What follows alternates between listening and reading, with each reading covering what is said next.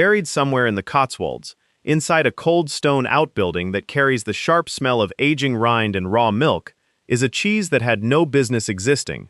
Not because no one knew how to produce it, because a government regulation said they were not allowed to. And if they tried anyway, the penalty would be £250,000. Here is what you need to understand before anything else. This is not really a story about cheese. It is not even, at its core, a story about one farm's collision with one council in one English county. What this actually is a story about what happens when a country exits a trade bloc, copies its own laws almost verbatim from the legislation it just left, forgets to check whether those laws still make sense for its own producers, and in doing so, accidentally criminalizes a product that British farmers have been making since the 12th century. And the people who spotted it, the only people who actually said it out loud and refused to move on, were a television presenter with no agricultural qualifications whatsoever and a farm manager who had never wanted to leave Oxfordshire. Everyone else in the system just filed the paperwork and complied.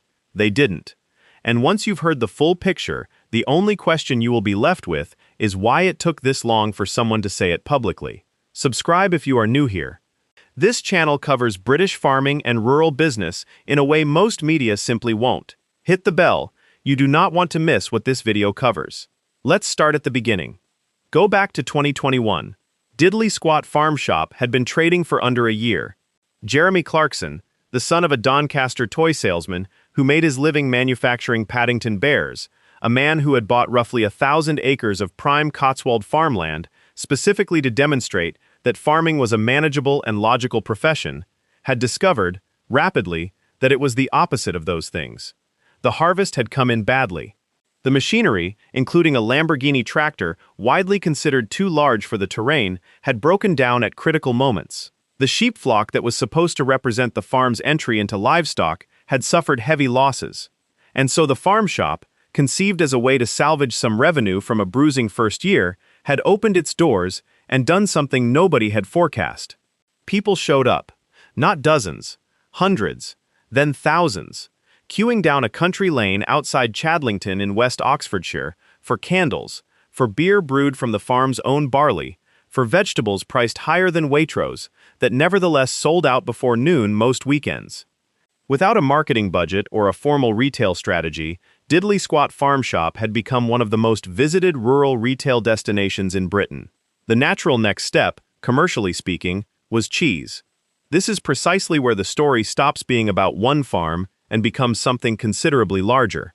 Britain had been outside the European Union for roughly 12 months in 2021. The entire food standards framework governing British cheesemaking, hygiene certifications, raw milk licensing, geographic designation protections, labeling requirements, remained almost entirely unchanged from the EU directives it was built on. Those directives had been written in Brussels for European producers operating inside a European regulatory environment, and when Brexit happened, they were absorbed wholesale into British statute under the terms of the EU Withdrawal Act 2018. Whitehall had not meaningfully rewritten any of it. The rules were identical. The letterheads were different. That was roughly the extent of the reform. And buried inside those unchanged rules was a problem, a specifically British problem that Brexit had exposed without anyone in government apparently noticing. To understand it, you have to know a bit about how raw milk cheese licensing works in this country, and about the history of the regulatory exemption that sits at the center of this whole story. Raw milk cheesemaking in Britain has a history stretching back centuries. The island's cheesemaking tradition is genuinely extraordinary in scope. The British Cheese Board documents more than 700 named varieties of British cheese. Among them are the great territorial cheeses: Cheddar, Cheshire, Stilton, Wensleydale, Red Leicester, Double Gloucester, Lancashire. Several of these carry protected designation of origin status, meaning they can only legally be produced in specific geographic regions using specific methods. Post-Brexit, the UK established its own geographical indication scheme from January 2021, grandfathering in the protections that had applied under EU law. But the regulatory infrastructure around how you actually certify and sell those cheeses, especially at small scale, remained rooted in a framework designed for much larger operations. Under the rules inherited from EU food law, certifying a raw milk cheese product for sale required a level of hygiene documentation, testing frequency, and infrastructure investment calibrated for industrial-scale dairy producers. The paperwork burden, the required laboratory sampling schedules, the facility specifications, all of it made sense if you were moving tens of thousands of units through distribution chains. It made considerably less sense if you were a small farm producer selling 60 wheels a weekend out of a converted outbuilding in the Cotswolds. British Artisan Cheesemakers had largely survived inside this framework by using an exemption, a specific low-volume, direct-to-consumer exemption that allowed limited artisan cheese sales without full industrial certification, provided the producer met a defined set of conditions: volumes below a set threshold, sales exclusively from the point of production, and direct engagement with the end consumer rather than retail distribution. Diddly squat applied for that exemption. What happened next is the hinge point of this entire story. West Oxfordshire District Council's Environmental Health Department reviewed the application and refused it. Not on the grounds that the cheese posed any food safety risk. Not because the production standards at Diddly Squat were inadequate. The exemption was refused on the basis that Diddly Squat Farm Shop, given its documented visitor footfall, its online sales infrastructure, and its public profile, specifically its profile as the subject of an Amazon Prime Video documentary series, did not qualify as a direct-to-consumer artisan operation under the regulatory definition. Put plainly, the farm shop was too commercially successful to be treated as a small farm shop. The more visitors had come, the more units had moved, the more attention the shop had attracted, the more the regulatory framework now categorized Diddly Squat as something other than a small artisan producer. The farm's commercial success had disqualified it from the very exemption that existed to protect small producers. Success itself had become the disqualification, and without that exemption, the alternative was the full industrial certification process, a pathway that, by any realistic estimate, would take months of work, cost tens of thousands of pounds in facility modifications and consultant fees, and require a documentation infrastructure that the Diddly Squat team simply didn't have the staffing to produce on their own. The cheese went into the cold room, technically unlicensed, and sat there, unsellable, subject, if sold without certification, to a fine of up to £250,000 under the Food Safety Act 1990. West Oxfordshire District Council, for its part, had done exactly what it was supposed to do. The system had flagged an anomaly. The anomaly had been corrected. From inside the council's perspective, this was administrative process functioning normally. They did not understand the role they were playing. It is important at this point to understand that the cheese dispute was not happening in isolation. By 2021 and into 2022, West Oxfordshire District Council had become, from Diddly Squat's perspective, a recurring regulatory obstruction. The council had refused planning permission for a restaurant Clarkson wanted to build inside a converted lambing shed. It had rejected his application for a 70-space car park that would have resolved a genuine traffic problem on the road outside the farm. It had issued enforcement notices. It had placed yellow cones along the farm track. The council, for its part, publicly maintained, not incorrectly, that it was applying the same laws to Diddly Squat Farm that it applied to any other business in West Oxfordshire. Council officers and councillors had to make difficult decisions based on national planning laws, guidance, and local policies, weighing the views of local communities against the wider impact of proposals, both positive and negative. Dean Temple, who became councillor for Chadlington and Churchill in May 2021, just 1 month before Clarkson's farm premiered, later said he had enjoyed the show until he saw how the council was being depicted. What the council did not fully appreciate, and what would take the rest of the country about 6 months to understand, was that the cheese story was going to generate a national conversation on regulatory reform, not because anyone planned it that way, because the facts, laid out plainly, were simply that striking. Clarkson did not quietly absorb the refusal and begin the industrial certification process. He documented it, not through a formal legal challenge, not through a lobbying campaign. He spoke about it on the show, wrote about it in his Sunday Times column, and described it in the way he describes things he finds genuinely absurd, with granular detail, with the specific numbers, with the specific name of the regulation, and the exact reason the exemption had been denied. The response exceeded anything the council could have predicted, because what Clarkson had done, without a legal team or a media strategy, was take a problem that several hundred British artisan cheesemakers already knew existed, and had silently navigated around for years, and handed a public platform that made it impossible to ignore. Within weeks, the Raw Milk Producers Association, the Specialist Cheesemakers Association, and a number of independent farming organizations had issued statements. Critically, none of those statements were specifically in support of diddly squat. They were statements of recognition, confirmation that the regulatory anomaly the farm had encountered was not specific to the farm. It was systemic. It was a direct consequence of porting EU food law into British statute, without reviewing whether the volume thresholds, the exemption criteria, or the certification pathways still made sense for British producers operating in a post-Brexit domestic market. The thresholds had been written for European production volumes and European distribution structures. They did not translate cleanly to British artisan production, and nobody with the reach to make that point publicly had noticed, until now. Here is something that very little coverage of this story has joined up properly. The Specialist Cheesemakers Association had already been engaged on the question of raw milk cheese regulation well before diddly squat became a public issue. In 2022, the SCA launched a new technical working group specifically to address areas of concern with environmental health officers who had raw milk cheesemakers in their areas.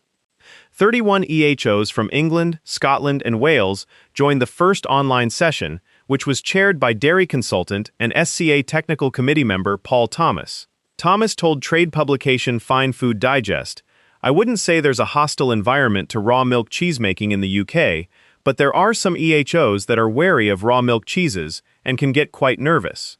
Raw milk cheese poses unique challenges, and we need to demonstrate that safety can be effectively managed." End quote. This context is essential. The problem diddly squat ran into, a regulatory environment that, applied rigidly, created significant barriers for small artisan producers, was not unique to diddly squat. It was not even unusual. The SCA noted that new cheesemakers were sometimes strongly advised to pasteurize their milk by local EHOs, even though producing cheese with raw milk was entirely legal in the UK. The informal pressure of regulatory wary behavior was already quietly shaping decisions across the sector. What diddly squat did was make one specific instance of that pressure visible at national scale. For small artisan producers, Brexit had already caused significant disruption. Those who had relied on growing European appetite for British cheeses to expand their markets were hit hard, with some pulling out of export markets entirely. The domestic regulatory environment was already adding a second layer of friction. The exemption threshold issue was, for many producers, one more obstacle stacked on top of several others. Step back from the sequence of events, and the logic becomes strange and almost elegant in its perversity. West Oxfordshire District Council's refusal was not the obstacle to change, it was the evidence base for it. By denying the exemption on the specific grounds that diddly squat was too commercially visible to qualify as a small artisan producer, the council had illustrated, in one precise and fully documented case, exactly what was wrong with the inherited framework. It had demonstrated that a protection designed for small producers was being withheld from small producers precisely because those producers had succeeded commercially. The council believed it was enforcing the regulations correctly. It was simultaneously constructing Exhibit 1 for the argument that the regulations needed to change. No lobbyist could have made that case more clearly. No policy paper could have made it more viscerally legible. A single administrative decision, applied correctly under an outdated framework, had done the argumentative work that years of industry submissions had not managed. There is another layer to this story that most coverage has not adequately examined, and it involves Kaleb Cooper. Kaleb Wayne Cooper was born on 2 July 1998 in Chipping Norton, Oxfordshire, the same town that sits at the edge of the land Clarkson farms. He had worked the land that would become Diddly Squat Farm before Clarkson ever took it over, employed under the previous farm tenant Howard Pauling. When Clarkson purchased the operation and decided to run it himself, Cooper stayed on, and what followed was one of the more unlikely professional partnerships in modern British television. Cooper did not come from a farming family. His mother was a dog groomer. His father was a carpenter. His parents divorced when he was 12. What he had instead of background was an extraordinary early start. For his 13th birthday, his mother gave him 3 chickens, and within months, he had set up a business with 450 birds, walking door to door around Chipping Norton, selling eggs to teachers and local residents. A year later, at 15, he bought his first tractor. He went on to earn Level 2 and Level 3 agriculture apprenticeship qualifications at Morton Morell College in Warwickshire. By the time Clarkson arrived at Diddley Squat, Cooper was already an experienced contractor, operating his own small agricultural business alongside his work on the farm. He had never auditioned for anything. He had never sought television exposure. He had simply been doing his job in a place that happened to become a documentary location. On the cheese, Cooper had specific opinions. The kind of specific, grounded opinions that come from understanding how provenance actually functions in the British food market. He wanted the cheese made from Diddley Squat's own milk, not bought-in milk from an external dairy. The farm's milk, produced by animals grazing the farm's own land in the Cotswolds. To achieve that, the farm would need a dairy herd capable of producing milk at the volume and quality standards required for cheesemaking.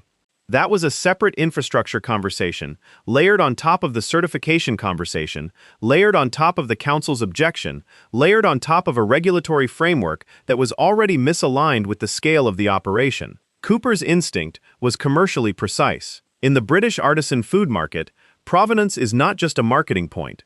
It is the product itself, a cheese made from milk produced by animals on a specific farm, on specific land, by a farm team with a specific public identity. That is a fundamentally different proposition from a cheese produced at the same location using bought-in milk from an external supplier. The story is different. The label is different. The price point is different. The loyalty it generates in consumers who have driven across Oxfordshire to stand in a queue in a field is different.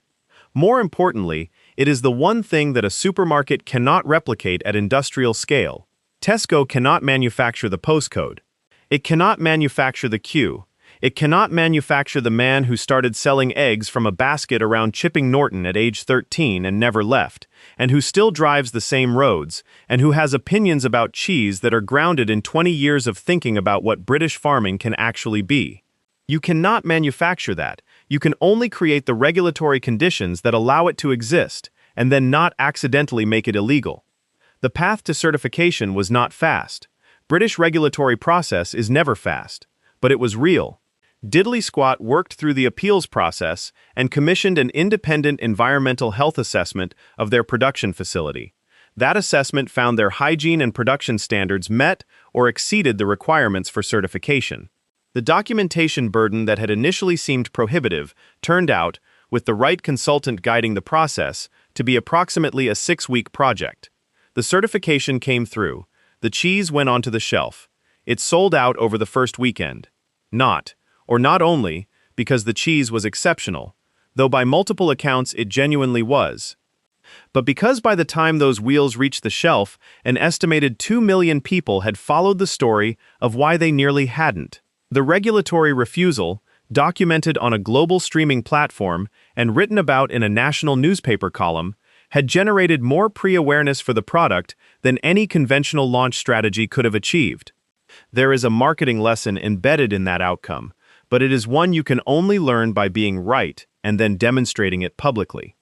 Here is the part of this story that remains underreported, because it is slower and less dramatic than the cheese and fine threat narrative, but is arguably far more significant. While Diddley Squat was working through its own certification, the Specialist Cheesemakers Association had begun formal engagement with the Food Standards Agency around the specific regulatory anomaly the farm had surfaced. The exemption threshold question, the structural problem whereby commercially successful artisan producers were being disqualified from artisan exemptions by the evidence of their own success, had been formally identified as a priority review area. This matters because the UK cheese market is not a niche. The UK cheese market was valued at over USD 3.2 billion in 2025, with projections toward USD 5 billion by 2034. The British Cheese Board documents more than 700 named varieties of British cheese, and the dairy sector underpins approximately 10,000 farms across the country. The artisan and specialty end of that market is where British cheesemaking has historically punched above its weight globally, in terms of variety, in terms of quality, and in terms of the kind of product differentiation that cannot be industrially replicated. If the regulatory framework is structuring incentives in a way that penalizes growth, that makes small producers choose between staying small and facing certification costs that eliminate their margins, then the framework is not protecting the British food sector. It is quietly narrowing it. The review is ongoing. But the direction of travel is no longer in doubt. A conversation that started with a fine threat in a cold room in West Oxfordshire is now shaping how independent British cheesemakers will certify and sell their products for the next generation of producers. That is not a farm shop story. That is a food policy story. Honest reporting of this story requires honesty about what has not yet been fixed. The framework review is real. The conversations between the SCA and the FSA are real. The acknowledgement of the exemption threshold anomaly is real. But British food regulatory reform moves on a timescale measured in years, sometimes in decades, not in months. The rule that penalizes artisan producers for being commercially successful remains on the books.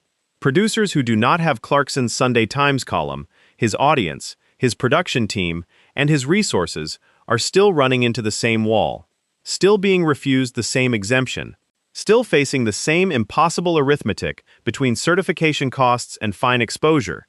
Diddly Squat got its cheese certified because it had the money to commission an independent environmental health assessment, because it had the platform to convert a council decision into a national news story, because the refusal happened to a man whose job is communicating things clearly to large audiences, rather than to one of the hundreds of small British cheesemakers who have encountered the same problem and simply absorbed it quietly or stopped making cheese.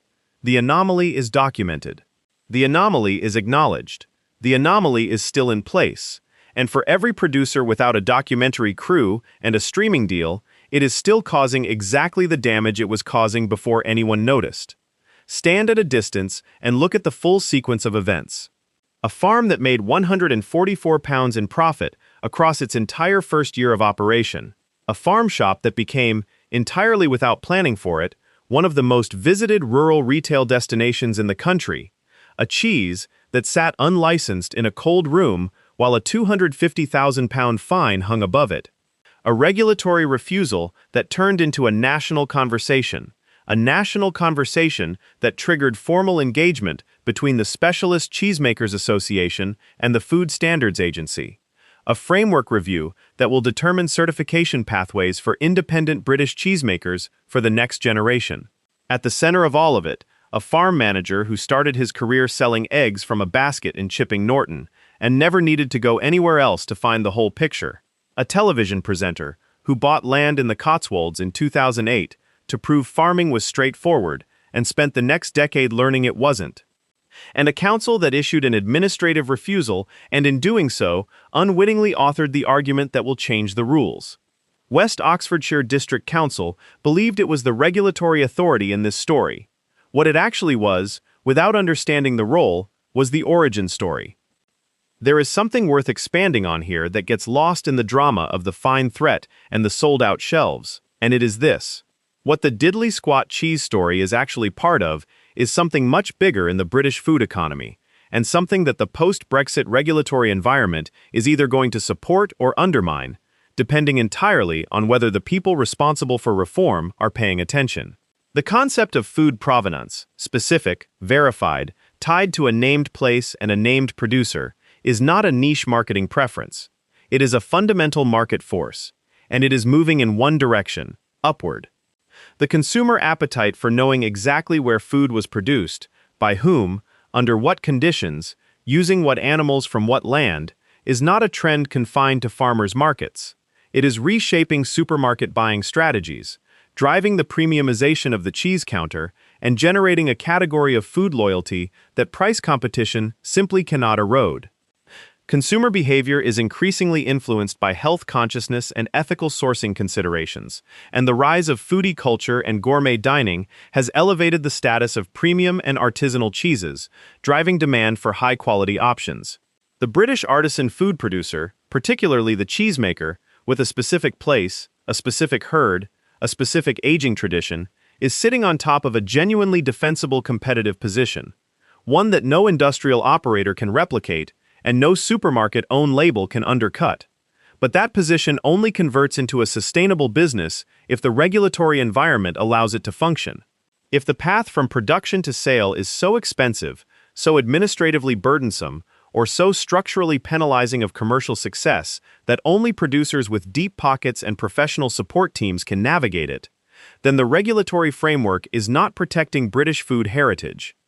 It is pricing it out of existence, quietly and without ceremony, one exemption refusal at a time. This is what the diddly-squat cheese story is really about. Not Jeremy Clarkson, not a council, not a fine. But the question of whether the United Kingdom, having left the European Union specifically on the grounds that it would be better able to set its own rules for its own people and its own industries, has actually done the work of writing those rules with its own producers in mind. The answer, in the food standard space, is not yet, not fully.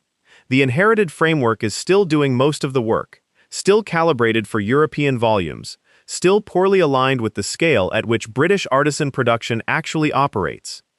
And until that changes, at the level of thresholds, at the level of exemption criteria, at the level of what it actually costs in time and money and administrative burden to certify a small batch product for direct sale, the regulatory gap between what Brexit promised and what British farmers can actually do will continue to be measured in cheeses that don't reach the shelf. The £250,000 fine was never paid. The cheese was certified, sold, and celebrated. The cold room in West Oxfordshire is no longer holding the product back. Kaleb Cooper, born 2 July 1998, in Chipping Norton, who has never lived anywhere else and has been farming since he was 13, got the provenance-led cheese he wanted for the farm. The council's refusal sits on the record as the document that started a conversation the British food industry had needed to have for years. The Specialist Cheesemakers Association's working group is still meeting. The Food Standards Agency review is still ongoing. The rule is still on the books. The problem is still affecting producers without platforms. But the rind is setting. And the conversation has changed in a way that cannot be unchanged, because it was documented too specifically and too publicly by the one combination of people unlikely enough to stumble into it: a man who never intended to farm, a young man who never intended to be on television, and a council that never understood it was writing the opening chapter of something far larger than a planning dispute. This is not a cheese story. This is a sovereignty story, and the United Kingdom is still deciding whether it is going to finish writing it properly. If you've stayed with this to the end, thank you. That genuinely means something. Drop a comment below. We want to know, have you ever been to Diddly Squat Farm Shop? And if you have, did you queue for it? Because everything we know about that place suggests you probably did. There is another video on your screen right now that goes just as deep. Subscribe if you haven't already. We'll see you in the next one.